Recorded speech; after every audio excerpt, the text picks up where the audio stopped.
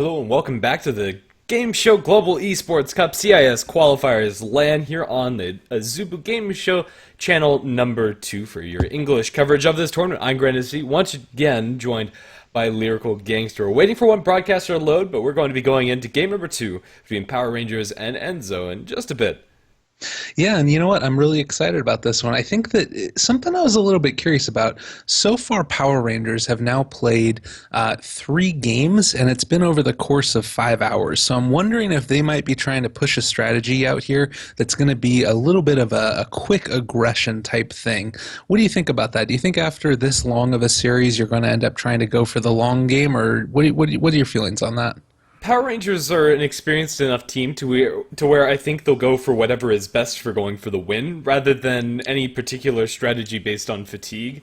Of course, I don't know what's going on in the players' minds and what's happening on land. Maybe they are quite a bit tired, but generally these players are more than capable of playing through that extended time period and even in longer series, although this is dragging on a little bit longer than maybe they would have thought. It's a definite possibility, but I think more than anything they'll just stick with their comfort zone, and we saw in the first game in this series how potent that can be. Cheshire Cat especially on his Tusk, a stellar performance coming out from him. Yeah, certainly. And the thing that was a little bit interesting in that last sort of whole game was that I felt like throughout the whole course of it, Enso were trying to go for this timing attack where Ember Spirit was going to be able to have level 6. He was going to be able to have a whole lot of levels in that Flame Guard, as well as the chains to be able to catch somebody out there and deal a lot of damage. They also were comboing that potentially with the TA being able to pick on up the Deso, have that Aegis, and they made a push, and they were able to really take down some towers and apply some solid pressure. But the problem ended up being that the pressure kind of left off a little bit. They took their foot off the gas, so to speak, and the Shadow Fiend was able to catch back up, and more you saw, the Tusk just snowball out of control, snowball, and that's what he does. And I feel like at this point in time, Enso really need to try and go back to basics, go back to what they were doing at the beginning of that game and throughout the early mid game. And if they do that, I think they can come away with the win here. Yeah, very well, and a lot of it came down to them just not having very much control when it came to the initiations. It was always Cheshire Cat who was getting the jump. The Doom, in particular, never really got like a Blink Doom into kill or just a Doom into kill very often at all. There was a handful of denies there, and although there was that one good turnaround fight coming out from the side of Enso, that was the only time where it felt like they really had any sort of command over what was happening. It looks like they want to go for a rehost and just kick the Russian caster. We don't really know what's going on with their connection, but it seems to be unstable at best, although no real confirmation about it. Yeah, a little bit frustrating as these things happen, but you said we're all professionals here, ready to get on through this and make our way through into the actual game itself. And again, I said this last time around, the games when you're actually in them have been very, very superb. A lot of very exciting team fights, big aggressive plays across the board, and I feel like we've been seeing a lot of the Night Stalker as well as the Tusk, those sort of melee aggressive heroes getting banned out or picked up alternatively. And I'm wondering if this is the beginning of a sort of a meta forming around the 6.85 is early aggression and fighting. What do you think about that? Maybe not necessarily about the early aggression fighting, but definitely about those melee offlaners. I think the diversity that you see in the offlane, especially in aggressive dual lanes, is increasing quite rapidly. You'll see things like the Night Stalker, like the Tusk, and even some new heroes that I'd like to keep an eye on over the up-and-coming weeks and months as the patch progresses. Kunkka in the offlane could be really fun to watch. I've played a couple of games on offlane Kunkka, and it feels a lot stronger with the recent buffs, and he's one of those sleeper heroes that, although not a lot of teams have utilized him yet, could be very interesting to see in play. So, something to keep an eye on, and yeah, it does feel like a meta is forming around those aggressive dual lanes, whether that be like Undying Spirit Break, which was incredibly popular in the patch previous, or Tusk Night Stalker, which is very popular now. Yeah, looks like our broadcasters are still having a bit of difficulty loading in, but hopefully they'll get in this time around. Fingers crossed, all that stuff. Yeah, I like the Kunkka pickup as well. Potentially, I play a decent amount of Kunkka myself. We actually got into the game. Awesome. We're going to get to see this stuff. And I feel like you can actually feel that bonus damage out from the Tidebringer, a pretty significant amount. And, it's a pretty great hero, and we'll see if he's going to be able to get some play. I would be surprised if we ended up seeing it too soon before, in terms of professional Dota. I always feel like there's a bit of a lag between what you see in the pubs and what you see in the pros, while the pros are trying to get a chance to figure it on out.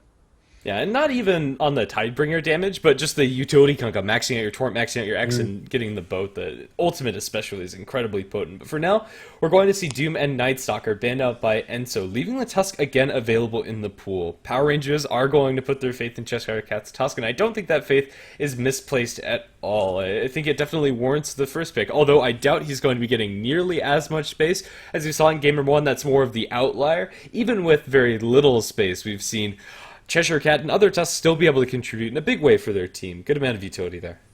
Definitely. He ended up being a real pain to deal with, and I think that this match, hoping to see Enso try and scale that back a little bit. They did leave the Ember solo against him for a good portion of that last game, and I think that they're going to need to throw something else out there to mess with them a little bit. I would love to potentially see a Dazzle picked up. Oh, and that's the way to do it. Starting it off right. Ogre Magi, just another hero to get up in the mix there and just punch away at the Tusk.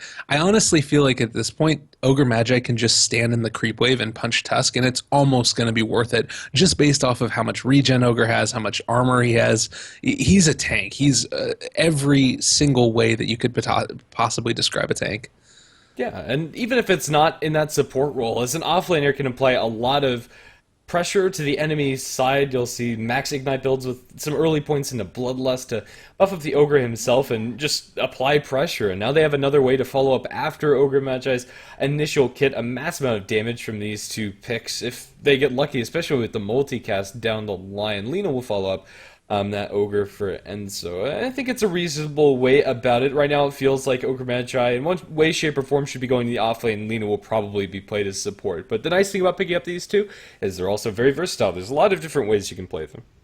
Honestly, if you wanted to, this could be a pretty powerful roaming support duo. Fire Blast is obviously not the easiest thing to land because it's very low range, but if you are able to hit it, it's a reliable stun. 1.5-second duration followed up by a Light Strike Array. That's 3.1 seconds of disable, along with some right clicks coming in there as well. Certainly a very strong amount of disable at that level 1, and great for fighting around rune spots or anywhere else, honestly. So can be really solid for that, or the offlane that you mentioned. Either way seems very, very strong. Yeah, there are a lot of different things that they can do with it, and Power Rangers need to find a way to react to that sort of gank coming out from the Ogre Magi and the Lena. Tusk is reasonable at counteracting dives, which Ogre Magi by himself is already very willing to go for, and go for those deep tower plays. But as far as this next pickup for Power Rangers, maybe something a little bit more generally good here. They're taking quite a lot of reserve time, however, for a second pick, so maybe it's going to be something funky, or they'll probably just settle on a Dazzle. I like the potential for like a Skywrath Mage or something else to follow up. I feel like I've seen that combo a couple of times where you Walrus Punch into a Mystic Flare, a ton of damage dealing out, and wouldn't be terrible for the early dealing with Ogre Magi and Lena. And they go for the Bane. Kind of a cool pickup there as well. Going to be able to deal the pure damage coming out from Brain Sap, getting that mana cost rescaled as well makes him a real terror in lane, combining with the heal amount that you deal, also with the damage. Sort of a double whammy coming out. Also on top of that Nightmare, great for being able to just keep somebody under control. And normally you see this when there's a hard hero to sort of keep in control, but looking like they might choose this Bane to be able to sort of man fight in this situation.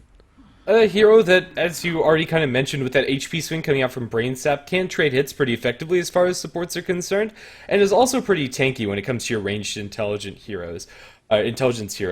Also, this game, if they can pull it off with Power Rangers, is definitely a team that could do so. Nightmare has that 1 second invulnerability time that could very easily dodge a Laguna Blade should that come through in the fight, and in general is a good hero, even if he doesn't have anything super amazing to follow up after that Nightmare setup. Although usually when it's picked up this early on, I like to see teams draft around that a little bit and pick up something like the Lena, maybe even the Kunkka we were talking about, but just some sort of unreliable stun that benefits from that setup.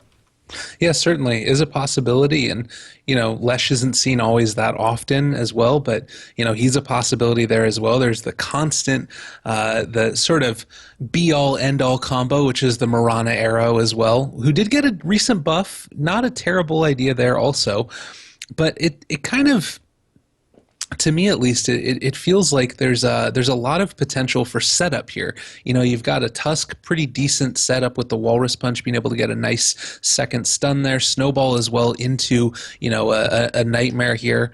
All in all, it definitely feels like they might be trying to set up an unreliable stun. And yeah, I think that Kunkka, while not popular super much in the pro scene, is a possibility.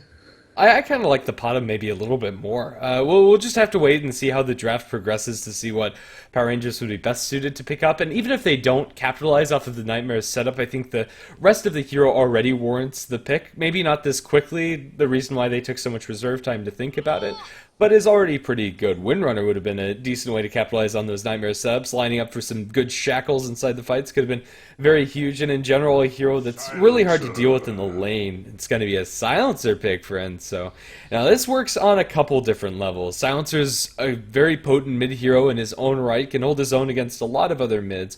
Although he is a tad bit on the immobile side, also offers a way for them to globally cancel out that Fiend's Grip, which could be very crucial inside these fights. I'm not sure if this is going to be a Silencer mid or a Silencer support, and Enso still are holding their hand. They still have that flexibility from the heroes, and maybe it depends on this next pick for Power Rangers as to how they actually play this. Certainly, yeah. There's a lot of different opportunities here. I do feel like, again, it's a little bit early for a Silencer potentially. There's a lot of heroes in the pool that can potentially sort of go on in and see if they can catch them behind enemy lines. Think about something here like a Spectre, maybe, if you wanted to do that.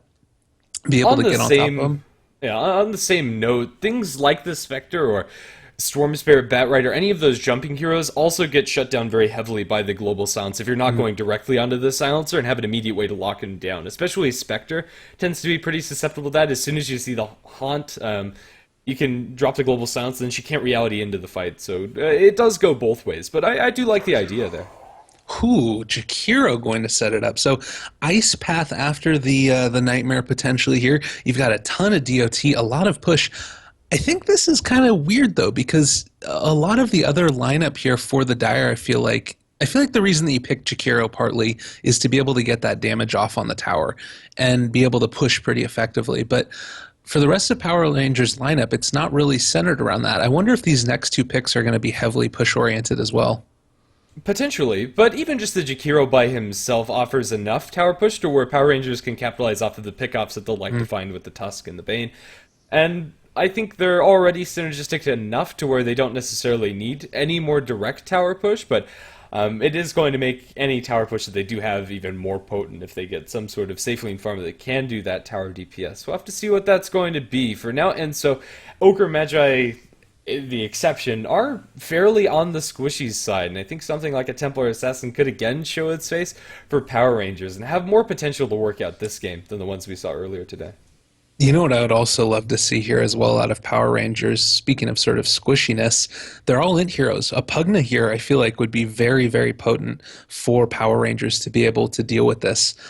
Being able to lay down that ward just in the middle of a team fight, particularly, again, it sort of synergizes with the push that we were talking about. And while you don't need it necessarily, considering how much Jakiro does push, certainly wouldn't be unhelpful. And Yeah, okay, so as far as the Pugna pick is concerned, I really like it, but I think Power Rangers would have to wait until the last pick for them to commit for a Pugna, because it feels like he's a little too one-dimensional. Maybe they can strike before this Morphling comes online, which is the next pick for Enso, but if they commit for the Pugna now, there is only one time that Power Rangers can really win this game. I wouldn't see them being able to take this super late, especially with the scaling power of the supports coming out from Enso. Even if it is a Silencer support and Lena support, both of his heroes do amazingly well as they get items, so they'd be pigeonholing themselves a little bit, and I think the Anti-Mage is a better way to deal with this because of the int pools on the Silencer and the Lena, large mana costs on their spells after the global is committed. Anti-Mage with the Blink-In, Manta Style on the Silencer could make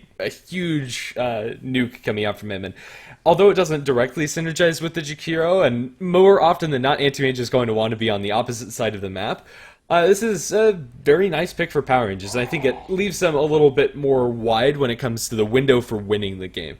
Certainly. Yeah, it's a really great point there. And I think that again, it's sort of like you mentioned though with the Spectre that you do have a problem again with Yeah. being able to get a gank off early against the anti-mage. There's going to be able to be the potential for a global silence there as Ogre Magi and Lena run on into that anti-mage potentially as he's trying to farm on out the jungle or the top lane.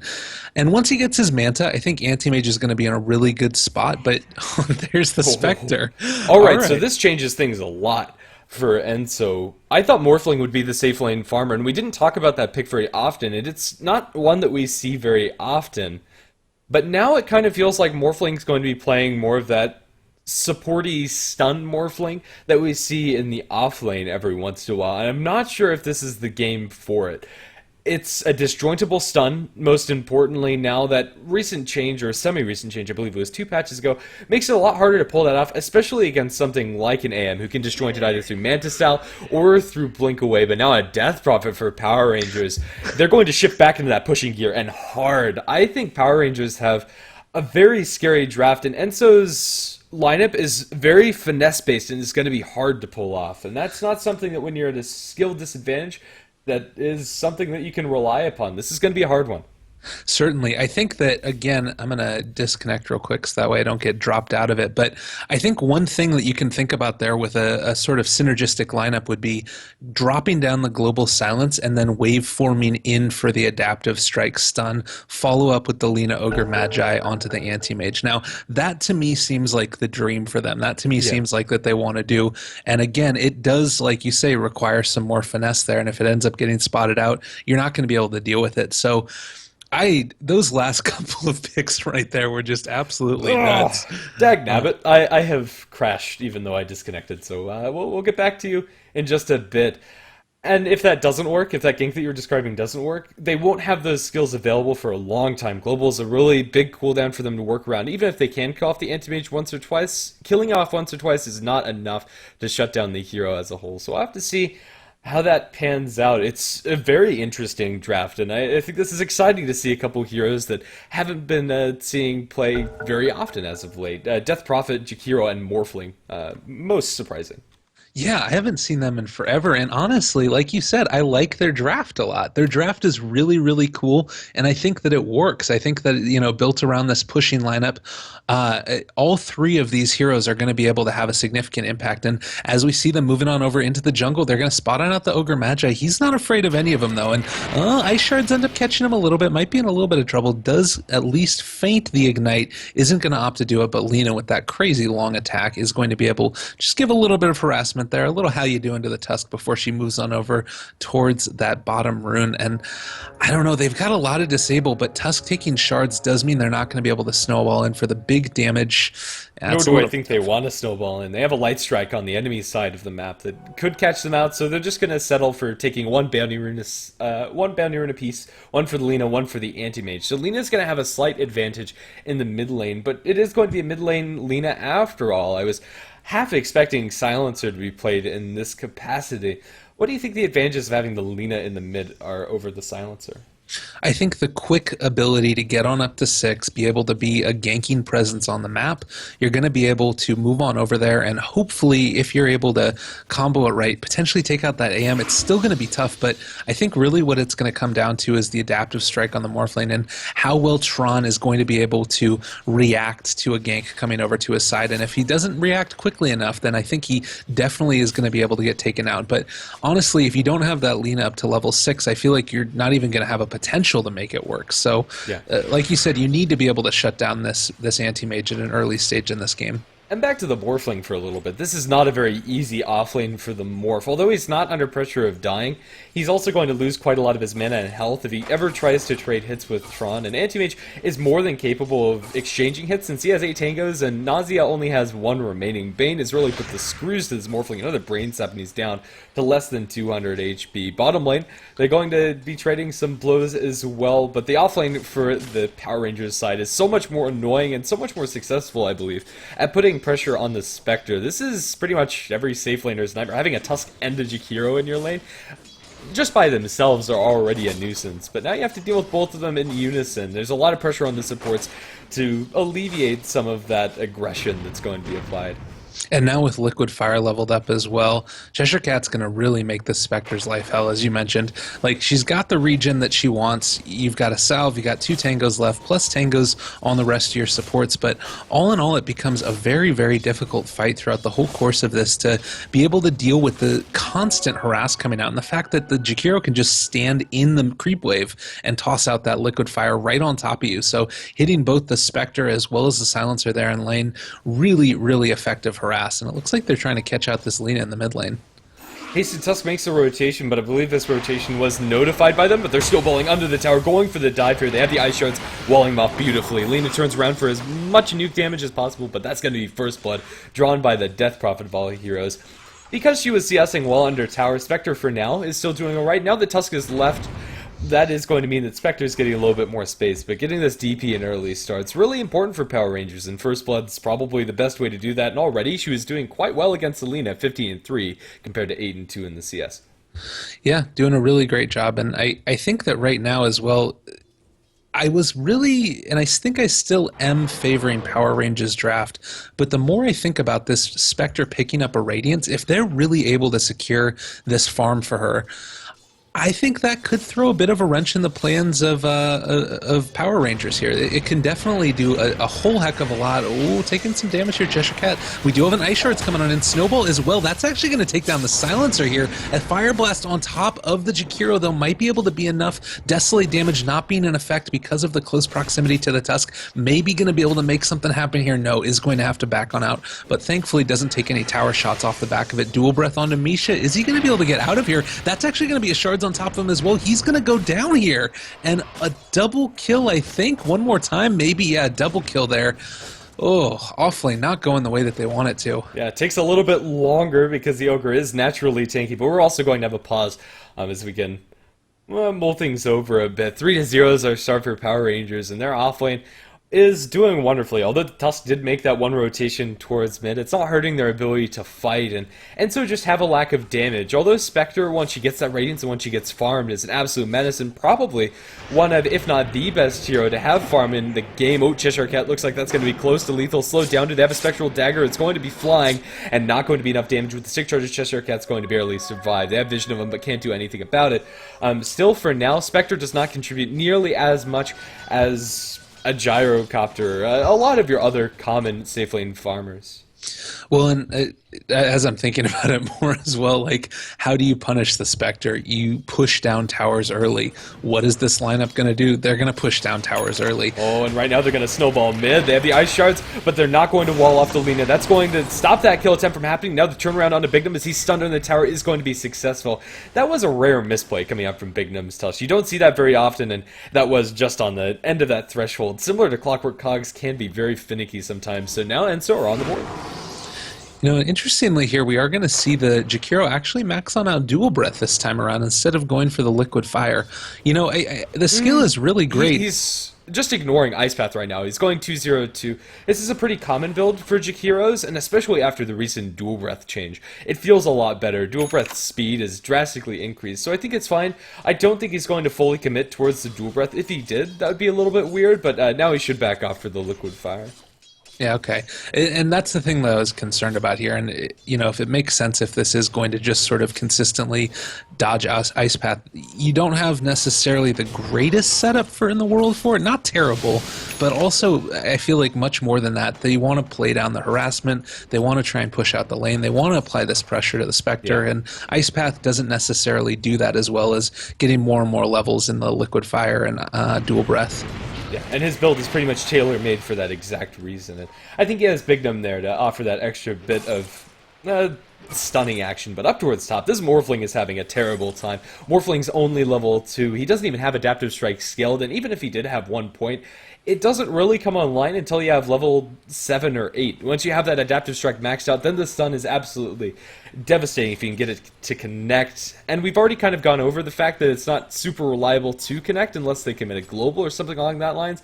And the Silencer also isn't getting nearly as much as he'd like to. But from the support role, level 4 is admirable. Level 2 Morphling, however, just can't do anything. Up in this top lane, they need to find some way to make space for Nazi, or else this hero pick is going to fall flat on its face if it hasn't already. Death Prophet rotating down towards bottom under the guise of Invis. Already, Low Spectre is going to back up, and now the two supports are completely isolated, going for the tower dive. The wall saying they have vision of the silence because of the shards, and with one more Crypt Swarm, they're going to get the snowball over towards Misha. Silence up Laguna Blade on the Bignum to get the instant turnaround kill, but another Crypt Swarm, and Misha as well as ILTW need to be very careful. That dual breath's going to connect onto both of them, and the amount of damage you get from dual breath is very surprising at this point. And now looking for Misha, the Ogre's going to trade hits behind the trees. Cheshire Cat gets himself a double kill, now trying to get out to safety. He has no TP, so it looks like Jakiro's going to go down, but this is only a level 2 Morphling we're talking about here. Can he actually trade hits? Not with the dual breath and the liquid fire connecting, but now they have the spectral dagger, and Cheshire Cat looks like he's going down. He'll tango through the trees, buying himself a little bit of space. He'll kill off the Morphling with a Crypt Swarm, and Cheshire Cat's still buying that extra bit of time. They need one more auto attack from the Spectre. Can he get in range? A double kill for Axmo in the backline, so kill off the other support as the silence will fall down, and they still haven't killed off Cheshire Cat. This dragon just refuses to die. Muriel's now going to be face to face with Axmo, but there is no more mana for those further Crypt Swarms. But they have a snowball. They're going to bring him in. They have another Crypt Swarm after the stick charges are available. They get the stun and the burn damage onto the Death Prophet. It looks like she's going to go for the neutral die. Will be successful with that one. Nightmare on Bignum will mean that they can't chase forward for another kill, but 9-2 as bottom lane has erupted, and it's going to be Power Rangers to drastically come out on top. And all while that's happening, we have a free farm anti-mage top lane. He has 58 last hits right now. This is absolutely absurd. He's completely and totally exactly where he wants. 9-2, as you mentioned there. If you take a look at the net worth right now, it's about 6,000 at 8 minutes into it. It's absolutely crazy. And one of the ways that this lineup is going to be able to really sort of punish this side, jumping in immediately onto Nazi and just pushing him out of lane, a complete and total bully here. This anti-mage is getting whatever he wants. He's going to get a good time. Battle Fury. Meanwhile, Cheshire Cat again down in the bot lane, applying pressure. Might have overstayed his welcome a little bit too long here. We do have Bane in the area. He's going to get the Nightmare off on top of the Spectre, and honestly, it looks like he's going to be able to get away on the Jakiro yet again. Misha falling low, ends up getting killed by the Bane as well. Now the Spectre's just going to have to run away, but is going to get hit by the Ice Shards almost, and the Snowball's not going to be able to be there in time. Meanwhile, up in the top lane, the Anti-Mage able to take out the Morphling as well. He is about to have his Perseverance at 8 minutes into this, and they're just diving the tier 1. They don't even care. Muriel goes down to the Creep Swarm. What is even happening in this game? Dragon Slave kills off the Jakiro, and now the dive commences. Another Ice Shards catch vision onto ILTW with the TPN from the Morphling. They are going to repel them, but Nazi is level 3. If you remember last game, I said that Cheshire Cat probably had the best offlane experience that you could ask for on the Tusk when he was 9-0. This is the worst offlane experience that you can expect. 0-2-0 on a level 3 Morphling, 9 minutes in this game. He needs so much to come back into this. If it's only experience, that would be wonderful for Nausea, but he has absolutely nothing. Things are going to cool down in the bottom lane, but that Anti-Mage, his Battle Fury timing is going to be amazing, really. He'll take down the tier 1 tower after getting a solo kill on the enemy offlaner. Has the Claymore in his inventory, has the Ring of Health. He can finish off the rest of the Battle Fury in the side shop, and we're looking at probably a 12-minute Treads Battle Fury AM. And compare that to Spectre's farm. Although I think Spectre, as far as carries are concerned, can come back into this game, even if she is pressured early, not if she doesn't have the heroes to run interference for, and those heroes are the Lina and the Morphling. Lina's still keeping up, and ILTW is having a reasonable time this game, but still isn't as strong as the enemy team. Mid lane, Misha is going to go down, unstoppable for Axmo. This Death Prophet is balling out of control. She's going to have phase drums up, and more importantly, a massive amount of experience. This is not a draft that you want to give any amount of room, as it's very well balanced for Power Rangers. How do you get this back for Enso? I think it relies on good usage of this first Global Silence, which is now available for Sting. Yeah, they need to be able to find a kill on this Anti-Mage, but at the same time, if they rotate over, that's going to leave your Spectre open for any type of ganks, potentially. And honestly, I don't know if they're going to be able to do it. Nausea is just going to get dove behind this tier 1 here. Is going to have to waveform away, but oh my goodness. And the bottom tier 1 tower is just disaster all across the map, no matter where you look here. This is really, really difficult to watch right now. Tron getting everything that he can possibly want, and oh my goodness, Jakiro is just a monster. Level 8 on this Jakiro. He has the maxed out Liquid Fire, which is so devastating when you're going for these tower pushes. Almost a constant attack speed slow on them. It means that you can tank towers for days, especially when you have so much armor and so much HP. For intelligence heroes, Power Rangers have really tanky ones, and Enso's maybe not so much for the Lina and Silencer. Tier 1 and mid is going to fall, and I don't think we've even seen Exorcism yet. Exorcism combined with this Liquid Fire gets disgusting. Potential tower deny in mid is going to be taken out by the Death Prophet instead, so they're not even going to be able to stop that. And 13-3, this is going from bad to worse. And so need to do something, and I think that requires a smoke gank. But that situation where you have a Morphling with that maxed out Adaptive Strike stun isn't an option because Morphling is only level 4. So now Power Rangers are going to go into Roshan. Their first Exorcism is going to be used on Roche, and now Exorcism level 1 is actually a pretty potent spell. It used to be pretty darn awful, but now with the maxed out Witchcraft and with the 8 base spirits all ready to go for, they're going to be able to take out this Roche very quickly. The amount of attack speed though here is absurd. Lina, Silencer, as well as the Ogre Magi around the corner. They'll try to kill off Bignum with the Laguna Blade and Dragon Slave. They will. But while that's happening, your Aegis is now in Axmo's pocket, and Battle Fury's done on the Anti-Mage. There's going to be a global silence. Sting trying to get out of the way to safety. The Ghost will chase him if nothing else, but the right click is enough. Wicked sick for Axmo. They'll lose their Tusk, but they get a kill, they get an Aegis, and they get space for Anti-Mage. But now Axmo might have overextended here. He's going to be slowed down by the Ignite. Muriel's going to jump in, but a double kill for Axmo as he brings down the Lina with a Crypt Swarm. And now Misha is left completely alone. Spectre is going to get out towards the north, trying to escape. They'll kill off the Ogre Magi. Now Spectre is spotted out by the Ward Vision placed down by the Dire team. Muriel will survive, but the rest of her team not so lucky. I guess the silver lining in all of this is that Nausea has finally found himself a little bit of space to get some experience up on this morph. I mean, he has, but he's still the lowest EXP hero in the game. He's level 5 with the Ogre. Like, they're so underleveled right now, and your Anti-Mage, level 11 with the Battle Fury treads. It's 12 minutes, 13 minutes into the game, and there's no end in sight, honestly. And he's going to be building towards this Vladimir's offering in a second here, and he's going to be able to pick it on up. He's farming on out the creep camps.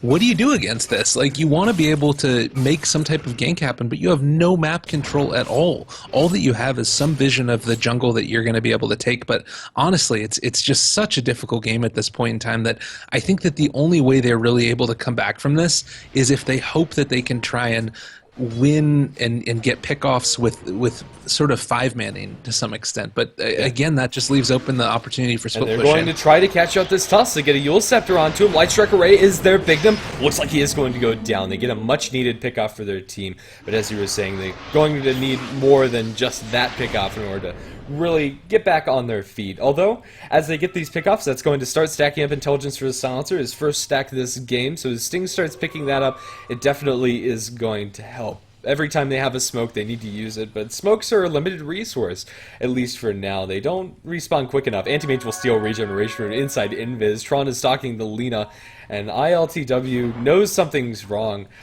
This is the ideal situation for an AM. You've been under no pressure at all, top of the net worth. He's going to be accelerating his farm even faster. That budget you're talking about is almost complete, less than 100 gold until he has that done. So, yeah, the rhythm is there for Power Rangers, and this feels like they're just grooving. They're really smooth sailing. The situation now is that Enso need to find a way to access their late game power of all of their heroes, because they do scale incredibly well with items. If this game gets taken to 70 minutes and they have 6 slots on everybody, I'm sure they'd be able to take it, but getting there is going to be a long and hard road. Tier 2 tower in bottom looks like it'll be the next to fall. When you look at also, you know, as this tier 2 tower is falling and there's no real answer to it at all, and it's not by lack of trying. Like, it's not necessarily that they're playing bad. It's just the nature of this draft, I feel like, for the Radiant. It really is a tough draft to fight against, and they're going to go straight for high ground at 15 minutes. I don't think they stop this. They've got Aegis up. They've got Exorcism. What's stopping them from taking this? A level 2 Exorcism at that. Anti-Mage is here as well. Adaptive Strike on top of him. It's going to be a pretty nice duration stun. Walrus Punch up one more time as well. But honestly, this is about to be a tier 3 tower going down here. It does look like we're going to have the Spectre pushing up towards the top tower. Might be able to take the tier 1 while they're fighting here, but they can't fight into Exorcism right now. There's too much damage coming on out. They do get a Fire Blast on top of Tron, but there is another hit there on top of them.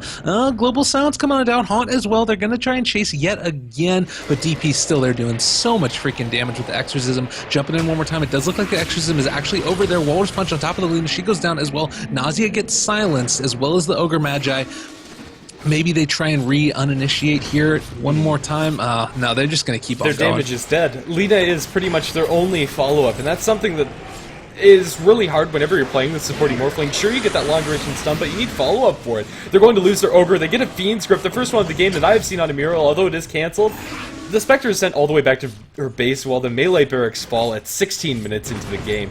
Anti-Mage isn't even online yet. Like, Tron hasn't picked up an item after the Battle Fury. This Anti-Mage has so much more room to grow, and he's going to have that space. This is looking darn near close to GG already. At such an early point in the game, it's really hard to make that call, but I don't see Enso being able to pull themselves out of this funk. They need Lina to snowball, and right now her net worth is closer to that of the Bane than it is to the Anti-Mage. Anti-Mage getting close to doubling her up with the Vlad's now complete.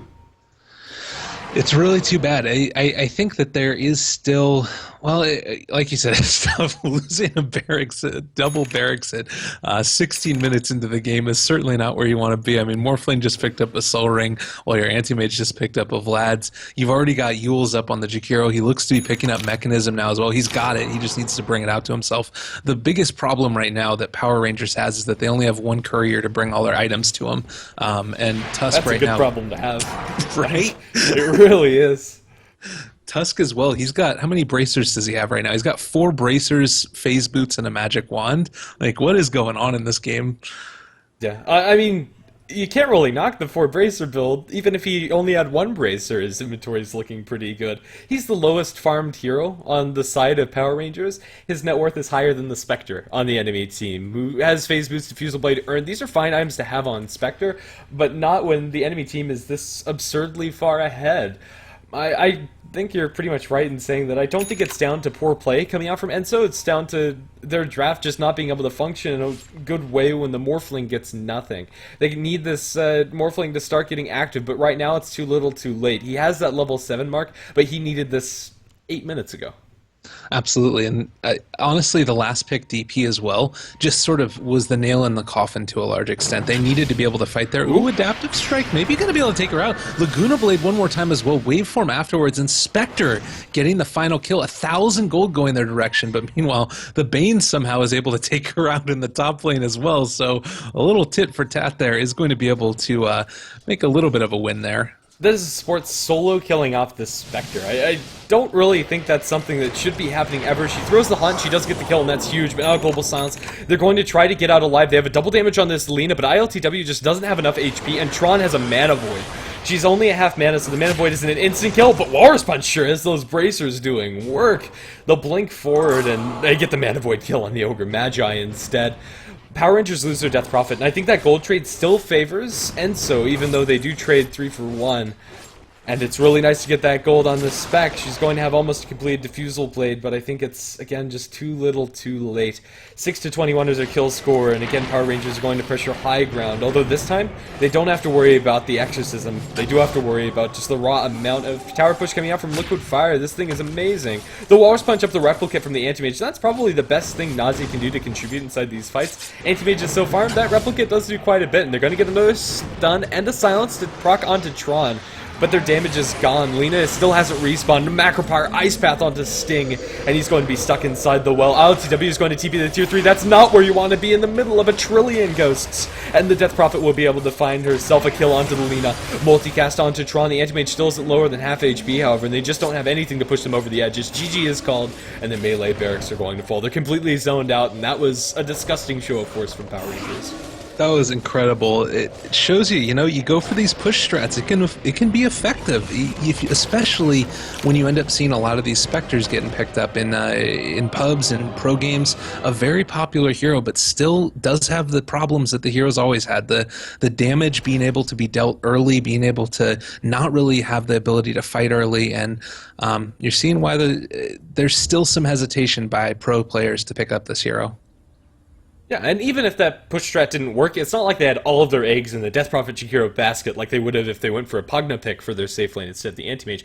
Anti-Mage was farmed out all that, had 673 GPM by the end of the game and was untouched, so Power Rangers are going to be feeling really good after that series, and Enso not so much. Enso are going to go up against Big Red Machine, which will be up in as soon as possible, really. So I'll quit talking and we'll be moving on that series in just a minute. So hopefully there won't be as much delays as we had for the first 2 series of the game. I've been Gransby, he's been Lyrical Gangster, and we'll be back to you in just a bit.